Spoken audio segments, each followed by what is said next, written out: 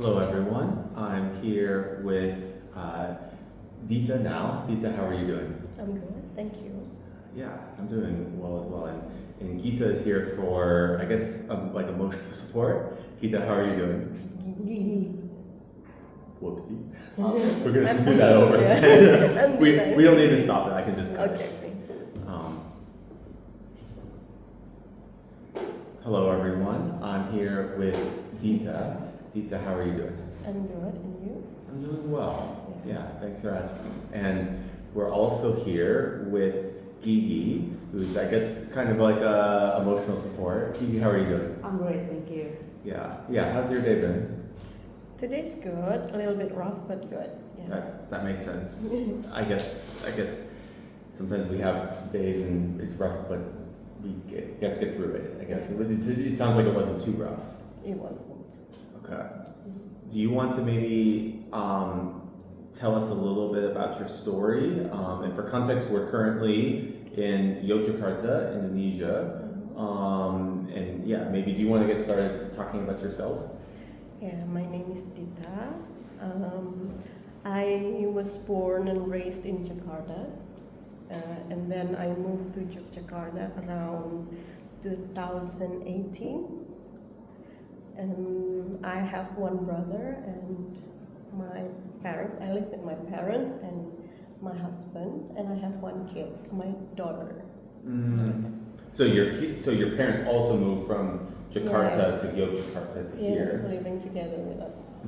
What has that been like, living with your parents, living with your husband, and living with your kids? Yeah. Well, actually, it's a little bit rough because they made me triggered with bipolar, my parents. But can we go to number? Yeah. Actually, living with my parents is a little bit rough because I'm already married with one kid. But yeah, we used to get along with each other really well, trying our best. So the kid, when you said you're married with one kid, is the kid in the marriage or is the kid prior to the marriage? In the marriage. Okay. Yeah, what has it been like living with your parents? In the U.S., there's different cultures with this, but in the U.S. specifically, that's not normal anymore. Well, actually, the problem is I'm a little bit of I'm a youngest in my family, and a little bit not independent, and a little bit spoiled. So I think I don't know if I can handle marriage without them.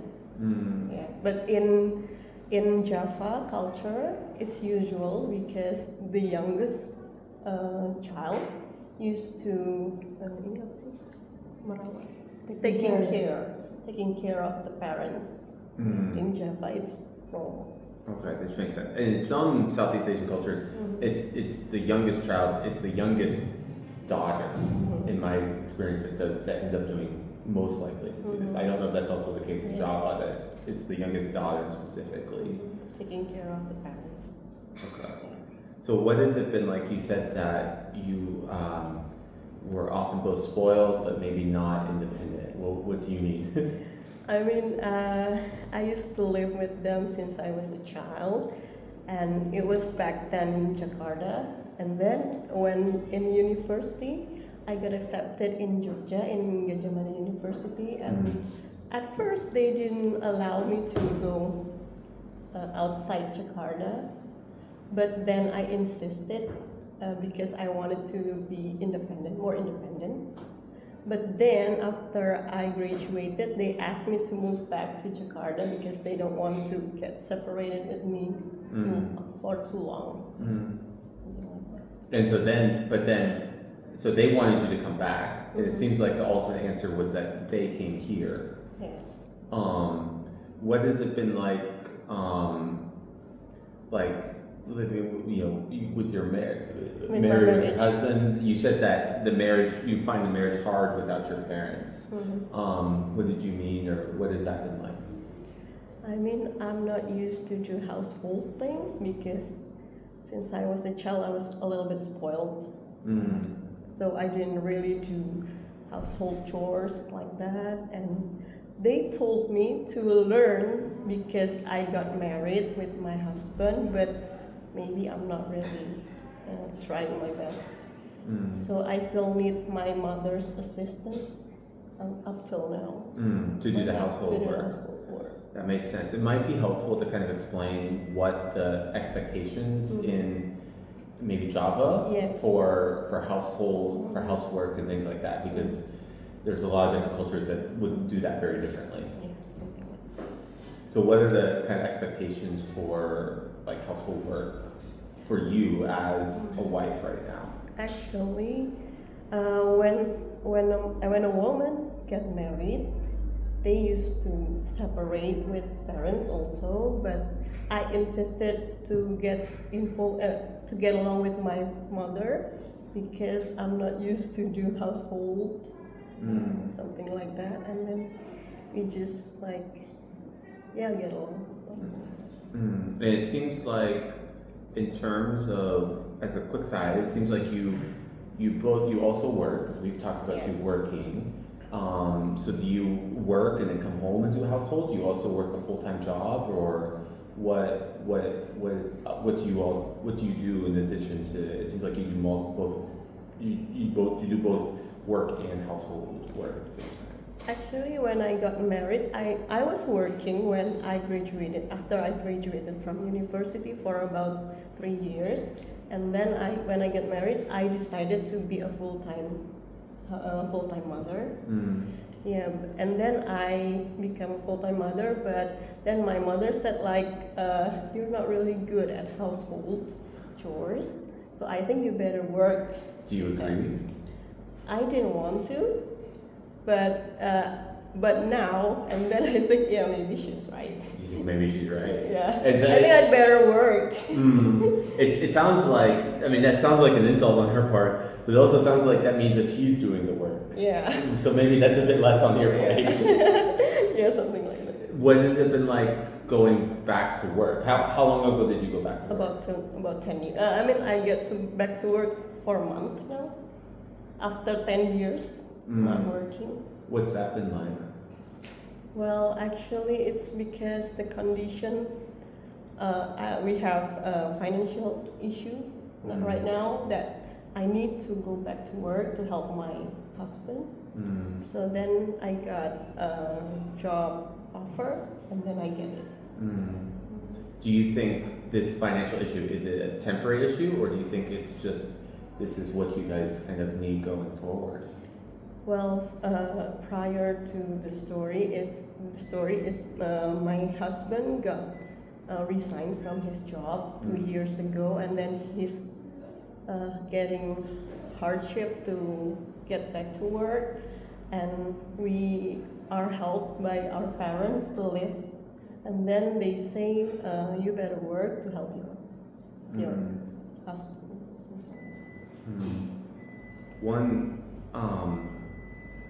Yeah, I guess this makes sense. So your husband has your husband been able to find a new job since being able to? For now, he's not working yet.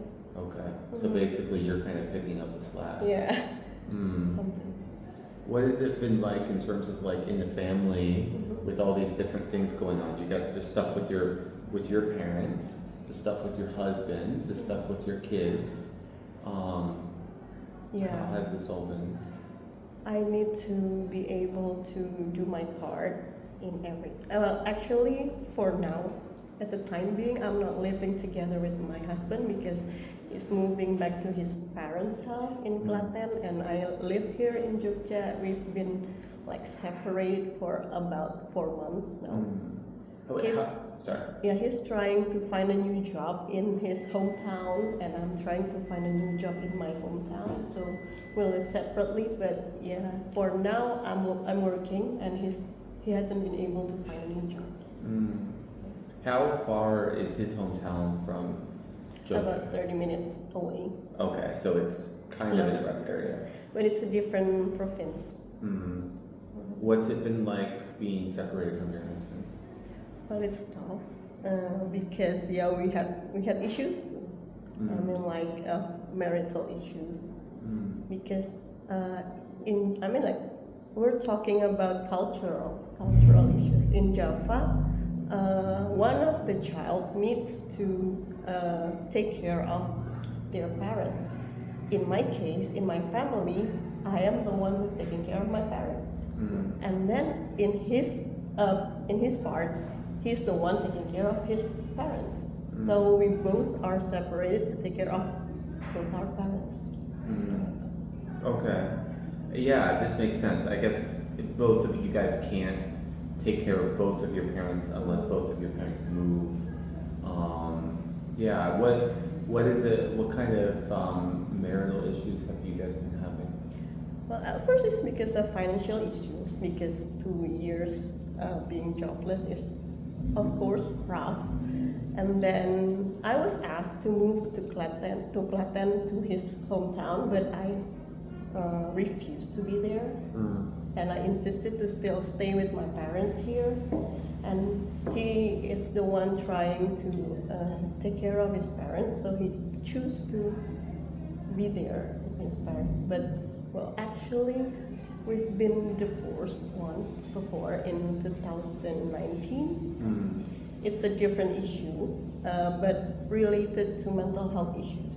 So I got depression in 2018, and then I got confused. I don't know what to do, and can I talk about this?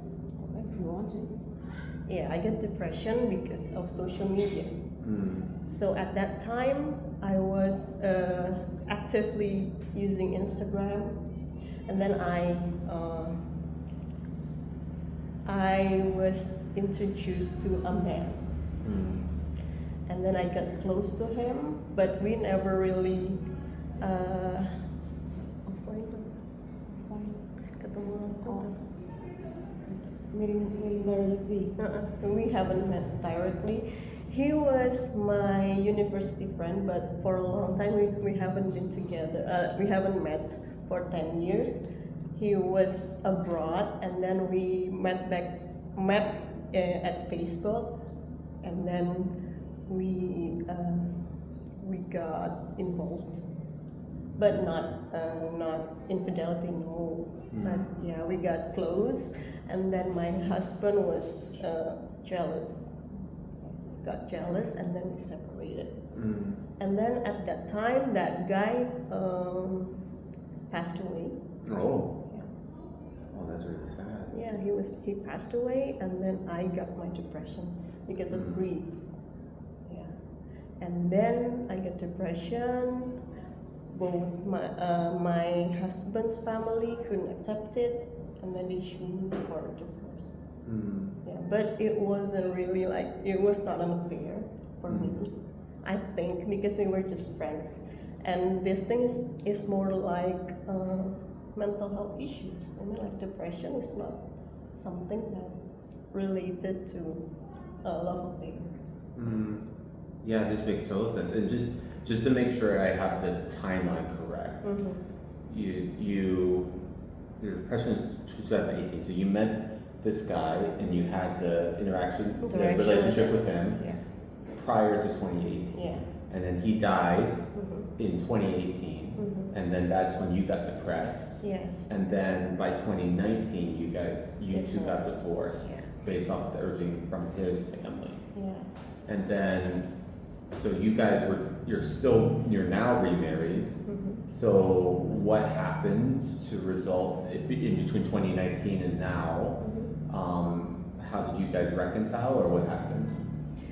Well, he forgave me for what I did. Even I thought it was not my fault, but him and his family forgave me for what I did, and then we got together again. Well, he said that he wanted to come back to me because of our daughter. We want to raise her together again. But yeah, that's what we do now. But for now, it's a different story. Now we have financial issues, and I think it happens again the second time. Oh no. We got separated for 4 months now. Okay. So, and just to make sure I have the timeline details, so what year did you guys get back together? 2021. 2021. So you've been back for 4 years. 4 years, yes. But and then you started to have the financial issues like last year. Okay. How has the financial issues impacted the relationship? Yes, of course, because we couldn't afford, almost like we couldn't afford tuition fee for our daughter, for her school, and then for, I And mean, like just it's say, how old is your daughter? 10 years old. Okay. She's a 5th grade elementary school in Indonesia. Yes, so like at first we didn't really felt any difference because we still had savings. Yeah, we still have savings for 2 years. But now we're running out of money, and and my husband got depression because of this financial issue. He got depression, and then his family couldn't accept it because they said that I spent all of his money, all of his savings, and they got mad, and then they asked my husband to move back to So hometown. they blamed you for the because financial issues. They blame me for the financial issues. And how does that make you feel? Good that they blamed you, and then that your husband moved back. Well, at first I couldn't accept it, but I think now maybe this is the best way. Maybe it's written. I believe it's written for us, something like that. What do you mean? Well, I believe it's God's plan. So, like, yeah, what do you see as some of the like advantages? It seems like have there been nice aspects of the fact that he's further away? I become more resilient. I become more independent because I used to not having a job before. When we get married, I never had a job, but now because of this situation, I need to be able to make money. I mean, like forcefully, God need to be able to make money, and for the time being, I feel good about myself better. That's good. Yeah. Yeah. How does it feel to work? I mean, that sounds Yeah, because big transition. yeah, I think I feel a lot better for myself now. I mean, like being independent, meeting new people, meeting kids. I like being around kids, and then I teach them. Yeah, you I might have to always- describe what you do. I do teaching autistic kids. We have 12 kids in one class, and then we have 3 teachers, and I'm a shadow teacher for the compassionate children. I teach them how to draw, I teach them how to write, I teach them dancing, and then thanks for kindergarten. Do you like it or? Yeah. I do like it because I still have Dreams. I still have dreams. I want to become a psychologist. That's awesome. Yeah. Quick side, but in the U.S., sometimes the equivalent of your job, special education teachers, sometimes can be very stressful. Yes, It I know. really depends on the school in the U.S. for how stressful it is. But some of them, I know multiple special ed teachers in the U.S. who are very stressed in my context. I know. When before I got married, I got a job also in special needs children, but at that time I wasn't really experienced, so it was hard. It was tough. And then when I got married, I thought I wanted to become a full-time mother, but at the time being, I think becoming a teacher is better than just doing nothing at home. I can see that. Yeah. I guess both involve working with children. Yeah. But yeah, what about being a teacher do you like better? Or what do you not like about staying home all day? I mean, because I have trouble not being able to do household perfectly as my mother wanted me to do. I think I would struggle with that too, to Yeah. be perfectly honest. Yeah. I'm not the cleanest Yeah. human being. And my mother, she's really, really perfectionist. She wants everything to be neat and perfect. I think she's a little bit OCD, I think. And I'm the opposite of her. So yeah, I think it's really struggling for me being together with my mom at one house, but at the time being at the other opposite, I don't think I can live away from her. So it's conflicting inside my heart. Yeah. This makes total sense. And with your dream, you want to be a psychologist. I do. Why? Because I want to help people with. Actually, I want to become a clinical psychologist. So I joined a community of mental health issues. It keeps my dream alive. Yeah. Yes. And this, I'm assuming that, so I'm talking with people in this group, which is called Kappa SC, Yes. which is like a group of people that kind of help each other out with Yes. mental health issues here in Yogyakarta, Yes. in Indonesia. So with, this makes total sense. I mean, so right now you're working with kids. Right now I'm Do working. you think as a psychologist, if you became a psychologist, that you would like to continue to work with kids, or would you like either a different age group? Would you like to continue to work with people on the autistic spectrum, or do you think you'd like a different focus? At first, I wanted to become an adult clinical psychologist, working with people with mental health issues. But I think when I work with kids, it gives me more joy. I mean, like it doesn't feel like working, because when I talk to people with mental health issues, with me also having mental health issue, it's a little bit struggling for me. But when I talk to kids, not really talk, because my student couldn't be able to talk yet. But I feel more joy when I see them. So yeah, I don't feel like working. Yeah, what's different about talking, or we'll say talking with them? I feel like they are innocent and they give me positive energy. Adults are definitely not innocent. Not really. I mean, like, adults have their own problem. When I taught the high schoolers and the middle schoolers, who might be no longer innocent. they're often up to no good too. Some of them. It's not that working with adults. It's not really enjoyable, but I think for now I prefer working with kids because it's less stressful.